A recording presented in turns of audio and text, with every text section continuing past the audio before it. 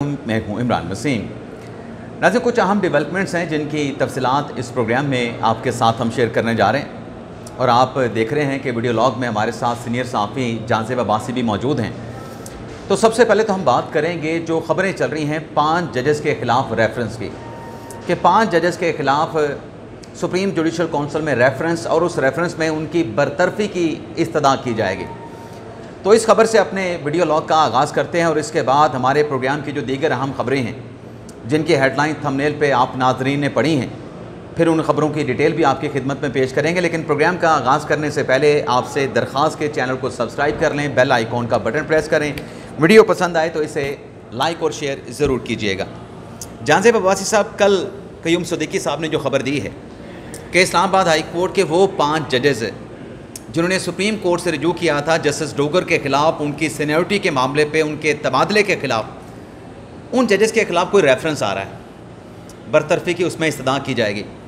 और आज supreme judicial council का इजलास समन कर लिया गया है चीफ जस्टिस याह्या फरीदी की जानिब से, और वो इजलास भी समर वेकेशन के दौरान 12 जुलाई को। तो क्या लग रहा है आपको कि क्या होने जा रहा है सुप्रीम जुडिशल कौंसिल के इस इजलास में?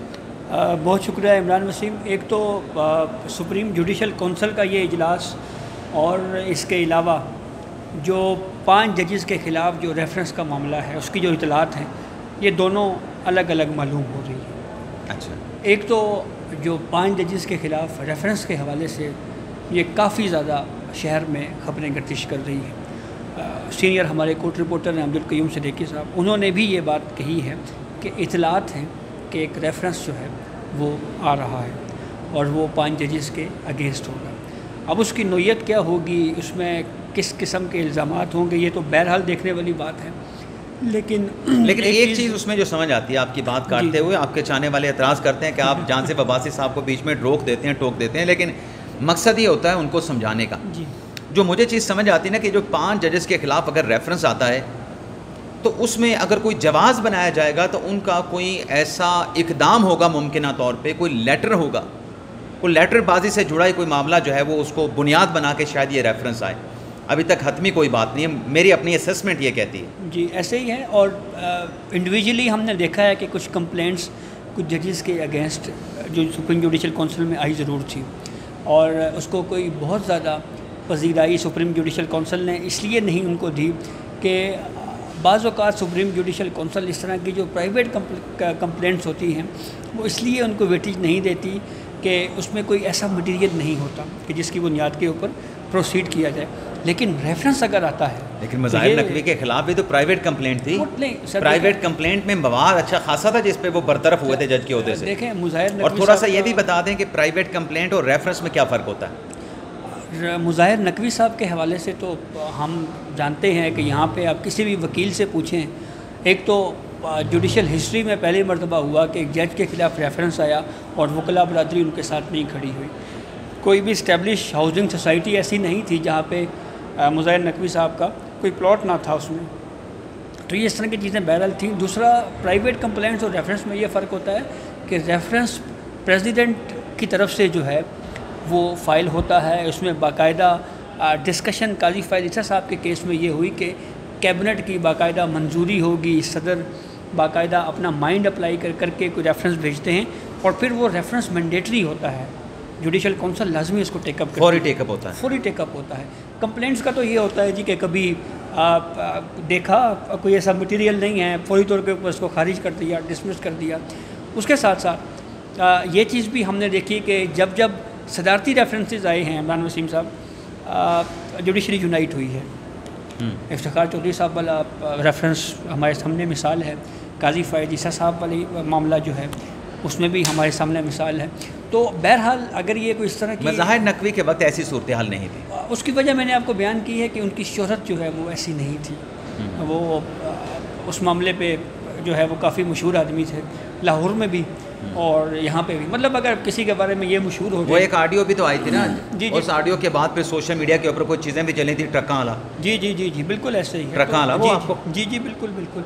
तो ये वो मामला है। अच्छा, अब आते हैं सुप्रीम जुडिशल कौंसिल की तरफ। जो सुप्रीम जुडिशल कौंसिल का इजलास 12 जुलाई को बुलाया गया है, जो हमारे ज़राए इस बात को कंफर्म कर रहे हैं, इसमें एक तो मेरी इतला के मुताबिक आपको याद होगा जस्टिस मुनीब अख्तर साहब को जो चेयरमैन हैं supreme judicial council Yahya Afridi साहब, उन्होंने एक ज़िम्मेदारी सौंपी थी कि आपने ये जो जजेस का ख़त है, जो इस्लामाबाद हाई कोर्ट के जजेस ने ख़त लिखा था, 6 जजेस ने, कि अगर मुदाखलत हो तो हमें क्या करना चाहिए। वो ख़त दरअसल एड्रेस किया गया था सुप्रीम जुडिशल काउंसिल को। तो वो कि इसके ऊपर क्या करना चाहिए, कोड ऑफ कंडक्ट में क्या तब्दीली होनी चाहिए, ये ज़िम्मेदारी जस्टिस मुनीब अख्तर साहब को as a member supreme judicial council सौंपी गई थी। तो मेरी इत्तला के मुताबिक जस्टिस मुनीब अख्तर साहब जो हैं वो किसी राय तक पहुंच चुके हैं और अब अप्रूवल मुमकिन तौर के ऊपर उसकी हो। अब वो ये हो सकता है कि अगर कोई इस तरह की विद इन दी अदलिया में अगर कोई मुदाखलत करे तो जज को जो है वो सुप्रीम कोर्ट का है या हाई कोर्ट का है, उसको क्या करना चाहिए, ये डिबेट। अच्छा, ये चीज़ भी डिस्कस होगी। मेरी इत्तलात के मुताबिक जो हमें ज़राए बताते हैं कि 5 जजेस के ख़िलाफ़ तो फ़िलहाल अभी कंप्लेंट्स वाली कोई चीज़ नज़र नहीं आती, कोई मतलब कोई नज़र आ रहा हो कि ये फ़ाइल होने जा रहा है। लेकिन ये ज़रूर है कि जो 12 जुलाई को इजलास बुलाया गया है, इस इजलास में जो पहले से पेंडिंग कंप्लेंट्स हैं उन कंप्लेंट्स के ऊपर ज़रूर गौर किया जाएगा।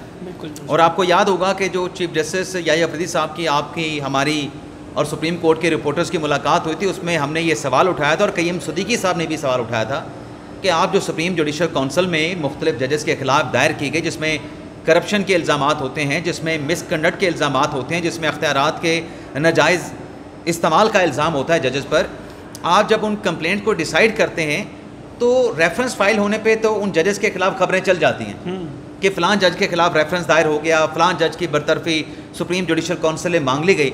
लेकिन जब आप उन रेफरेंसेस को, उन कंप्लेंट को डिसाइड करते हैं, जजेस के ख़िलाफ़ इल्ज़ामात साबित नहीं होते तो आपकी तरफ से नाम नहीं बताए जाते या कम से कम तफसील शेयर होती। तो जब हमने ये सवाल किया था तो याहिया अफरीदी साहब ने कहा था कि ये बात मैं काउंसिल के नोटिस में लेके आऊँगा कि हम जिन जजेस को इक्विट कर देते हैं, जिनके खिलाफ कंप्लेंट को हम डिसमिस कर देते हैं, एटलीस्ट उनके नाम आने चाहिए। उनके नाम आने चाहिए। उन्होंने कहा था कि मैं अकेले, तो ये भी जुडिशल काउंसिल के इजलास के एजेंडे पे हो सकता है मामला। जी, और उन्होंने कहा था कि मैं अकेले इसके ऊपर कोई फैसला नहीं कर सकता, ये कलेक्टिव विजडम जो है वो उस पर जो है वो आनी चाहिए। तो ये उस पर एक डेवलपमेंट हुई थी। दूसरा, जांजेब अब्बासी साहब, कोई मलिक रियाज हुसैन के हवाले से खबर चल रही है, अब्दुल्ला गुल, हमीद गुल के बेटे हैं, उनकी तरफ से एक ट्वीट किया गया है कि उनकी डील डन हो गई है। ना सिर्फ मलिक रियाज हुसैन की डील डन हो गई है, बल्कि ये कहा गया है कि उनके साथ कुछ और लोग हैं, उनके मामला भी तय पा गए हैं और मलिक रियाज 15 जुलाई 2025 को शाम कराची वापस आएंगे, सिंध हुकूमत की सिक्योरिटी में कराची में बिलावर हाउस में रहेंगे। और फिर उन्होंने कहा है कि मलिक रियाज कराची में हुकूमत सिंध की सिक्योरिटी में बिलावर हाउस में क़याम करेंगे जब तक इस्लामाबाद वापसी की क्लियरेंस मुकम्मल नहीं हो जाती, उसके बाद वो इस्लामाबाद में रवाना होंगे। इस कंप्लेंट्स के अंदर, इस ट्वीट्स के अंदर जो कि अब्दुल्ला गुल साहब ने की है, एक बहुत बड़ा तजाद मौजूद है कि जब सिक्योरिटी क्लियरेंस नहीं है और वो आके कराची में स्टे करेंगे, क़याम करेंगे, बिलावल हाउस में रहेंगे, और जब क्लियरेंस मिलेगी तो इस्लामाबाद में आएंगे, तो मुझे तो लगता है कि ये डील वाली अभी भी हवाई खबर है। और इस डील वाली ट्वीट के बाद जो दूसरा ट्वीट किया है वो किया है जनाब तलत हुसैन साहब ने। जी, तलत हुसैन साहब ने कहा कि डील की खबरें जो हैं वो फेक हैं और सिक्योरिटी ज़राए ऐसी तमाम खबरों की ना सिर्फ तरदीद करते हैं बल्कि उनकी तरफ से ये कहा गया है कि ये 1000 बिलियन की इन्वॉल्वमेंट का मामला है जी, मलिक रियाज हुसैन का। ना तो उनके साथ कोई डील हुई है, मलिक रियाज का जो फैसला है वो कोर्ट्स करेंगी, कानून करेगा, और जो सदर ज़दारी को हटाने की खबरें हैं, उनके रिज़ाइन की खबरें हैं, उनको भी तलत हुसैन साहब ने अपने सिक्योरिटी ज़राए से फेक करार दिया है। तो सवाल मेरा अपना लंबा हो गया, सवाल आपसे ये करना है कि क्या मलिक रियाज हुसैन की कोई डील हो सकती है? जो मामलात उनके कोर्ट्स में मौजूद हैं, आप चीदा चीदा केसेस गिनवाएं ना, जिनमें वो एक्यूज़ हैं, जिसमें प्रिंसिपल एक्यूज़ हैं, जिसमें सेकेंडरी एक्यूज़ हैं या शरीक मुल्ज़म हैं, तो कैसे डील हो सकती है उनके साथ जब इतने बड़े अरबों रुपए के मामलात होंगे?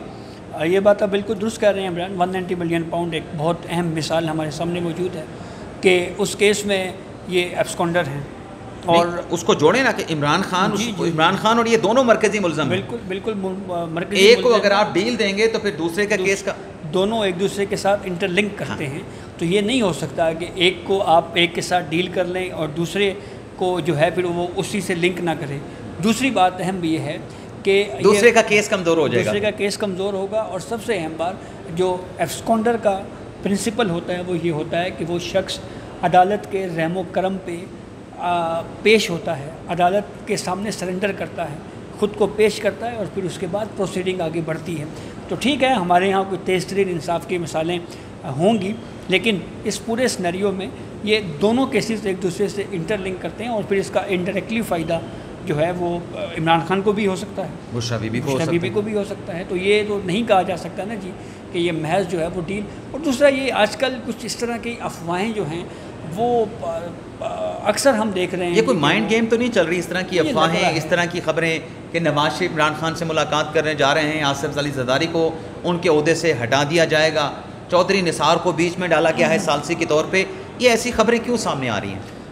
देखें, एक तो ये शायद हो सकता है कि मीडिया परसेप्शन या मीडिया मैनेजमेंट के ज़रिए जो है वो कुछ चीज़ें इस तरह की पोर्ट्रे की जाएँ जो हकीकत में बिल्कुल एग्जिस्ट ही ना करें। दूसरा, बाय डिज़ाइन जो है वो किसी को कंट्रोवर्शियल बनाने के लिए भी इस तरह की कोशिशें होती हैं। इसको नवाज शरीफ को कंट्रोवर्शियल बनाना? बिल्कुल दुरुस्त है, बिल्कुल। इवन आसिफ अली जरदारी हैं। और तीसरी अहम बात यह है कि इस पर यह भी मुमकिन है कि जानबूझकर गलतफहमियाँ फैलाई जा रही हों। देखें, एक चीज़ जो बहरहाल ये भी दुरुस्त है कि लेकिन ये दावा इमरान खान करते रहे। जान से बस आपकी बात कर रहा हूँ, इस तरह की जब खबरें फैलाई जाती हैं, मतलब बेबुनियाद जब खबरें जब चल रही होती हैं, तो उसका मतलब होता है कि किसी एक जो चीज़ है उसको कैलकुलेट करना। कुछ चीज़ों की आप कैलकुलेशन कर रहे थे कि उस पर तासुर क्या आता है, उस पर रद्दअमल क्या आता है, रिएक्शन क्या आता है। जी बिल्कुल ऐसा। तो ये रिएक्शन उससे पल्स कैलकुलेट करने का, पल्स क्या है, तो ये रिएक्शन की कैलकुलेशन करने का फिर पीछे क्या मकसद हो सकता है?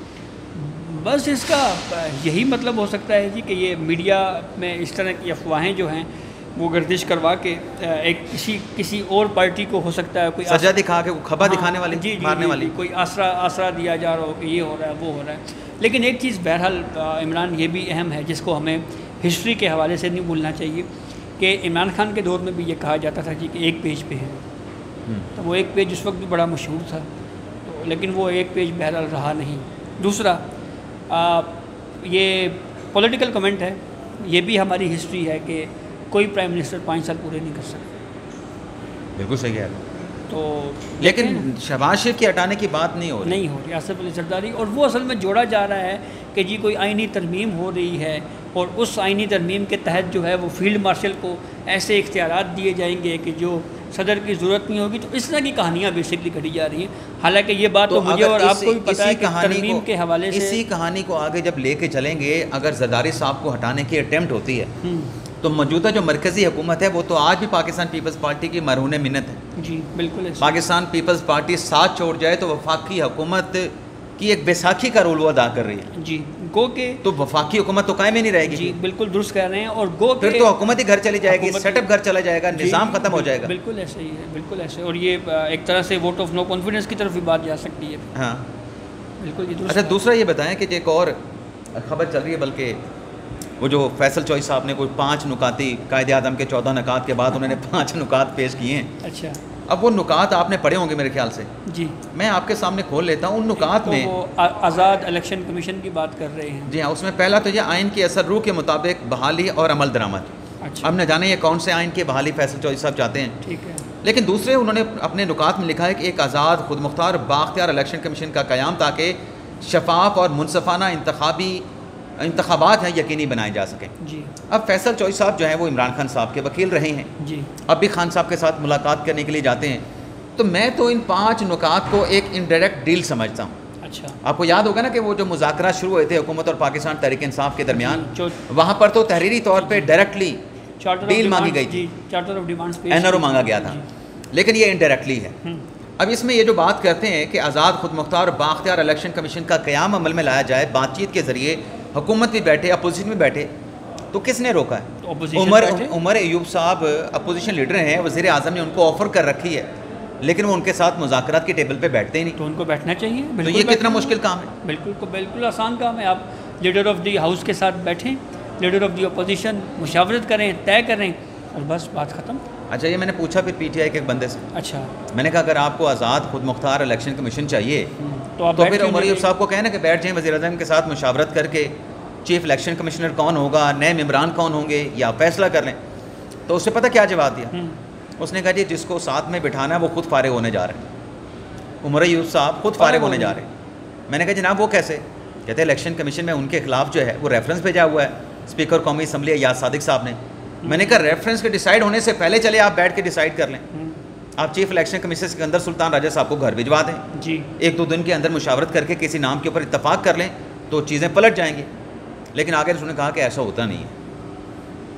यानी आप कह रहे हैं कि उमर अयूब सब जा रहे हैं? नहीं, ये पीटीआई के बंदे ने कहा उमर अयूब सब जा रहे हैं, मैं नहीं कह रहा। मैंने तो उनसे कहा भी जब आप आज़ाद इलेक्शन कमीशन का क़याम मांगते हैं ताकि मुनसफाना इंतखाबात को यकीनी बनाया जा सके तो बैठ जाएं। अच्छा, आपके पास मौका है। और फिर ये कोई सियासी जिम्मेदारी नहीं है, ये आईनी जिम्मेदारी है उमर अयूब साहब की। बिल्कुल ये आइन उनको कहता है। अपोजिशन लीडर भी आईनी होता है, मशावरत करनी भी आईनी जिम्मेदारी है, लेकिन वहाँ पे नहीं जाते। लेकिन तनकीद करते हैं चीफ इलेक्शन कमिश्नर पे कि मियाद ख़त्म होने के बाद क्यों बैठे हैं। ऐसे ही है। और दूसरा, मैंने इस केस को भी अच्छा वैसे फॉलो किया है, जो रेफरेंस है ना उमर अयूब के खिलाफ इलेक्शन कमीशन में, तो मुझे उनके वकील हैं, उनका ये मौक़िफ़ है जी कि ये सारे इल्ज़ामात जो हैं वो पहले 2018 की जो इलेक्शन पिटीशन है उसमें डिसाइड हो चुके हैं। तो बहरहाल इलेक्शन कमीशन ने इसको डिसाइड तो करना है ना जी।